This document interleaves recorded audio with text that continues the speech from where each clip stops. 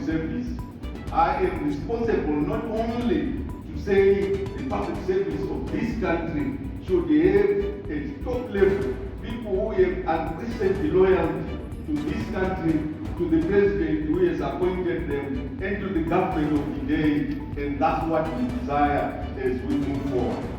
Any deviation from that,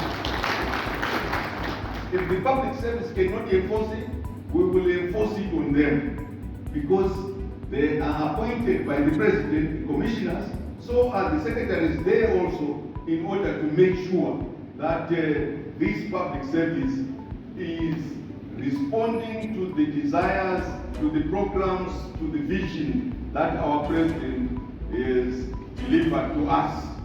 And he is the mandate of the people of Zimbabwe. That is our responsibility as the public service.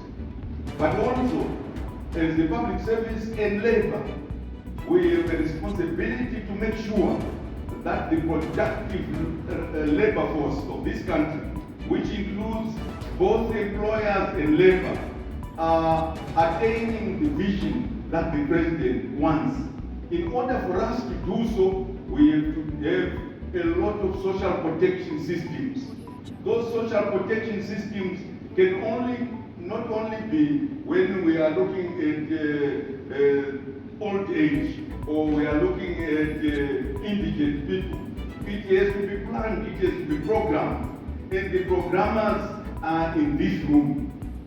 You are not programming for the Ministry of the Public Service, Labor and Social Welfare. When it comes to social development, you are programming for a child, for a person who is in the womb of their mother until they are in the grave. And what you program is to be effected not just by this ministry, but by the whole of government approach, by the whole of society approach, by all social partners, by everyone who desires to move in Zimbabwe, whether they are visitors, or they are migrants, or they come as investors, or they are cooperative partners. Protect them. We call those in the pre-labor market sector. How do we prepare them? In Zimbabwe, we have programs, but we now want to itemize those programs and be able to say, this one is being done by this ministry, that one is being done by that ministry. But for that lady from SDGs, she can also assign the SDGs, but our programming mode is social protection. We want to social protect. Sometimes we are social protecting the employers, the industries that are ailing, because if they die, or do they die? If they collapse, we know that we have lost a number of people who become indigent. So in some cases, the Minister of Finance actually goes to social protect industries that are ailing. They are doing that social protection in order to protect the individual. They are not just doing it in order for some individual to have profit. No, they will have looked and say, we suffer more if we don't protect this industry. Just as we did during COVID, the Minister of Finance ended up putting enough money, or not enough, he ended up putting programs to protect industries from collapsing because of this calamity, because of that shock. But we protect because we are protecting individuals in that sector. The Minister of Finance, when he is saying, I want tax rebates, I want tax regime, I want tax holidays for those who go and invest in the rural areas, or in communities like Bulawayo, where a number of industries have collapsed because the centerpiece of that industry was the railways. When he is now giving tax holidays for people to come and invest in this country, it's social protection. It's social protection so that the individuals don't suffer. So when you are looking at social protection in all those who are in the active labor market, when I'm saying those who are in the active labor market, we are saying everybody now who is of an age, we're not talking about child labor, who is of an age which is now beyond child labor, and before they retire, They are all in the active labor market.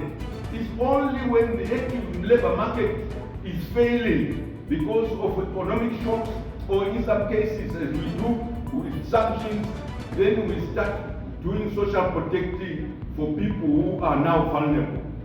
Devolution as a principle involves the decentralization of power to lower tiers of government. The transfer of power has been identified as an instrument, as instrumental as it certifies that decisions are made by the locals for their benefit. Economic devolution thrusts intends to transform provinces and districts into economic hubs to grow the local GDP and grow the local economy. Fulham Metropolitan Province strongly subscribe to the philosophy that Nika in light of this, residents of this province have an obligation and responsibility to transform the province and contribute to transformation of the nation. To this end, we pursue our community economic development agenda.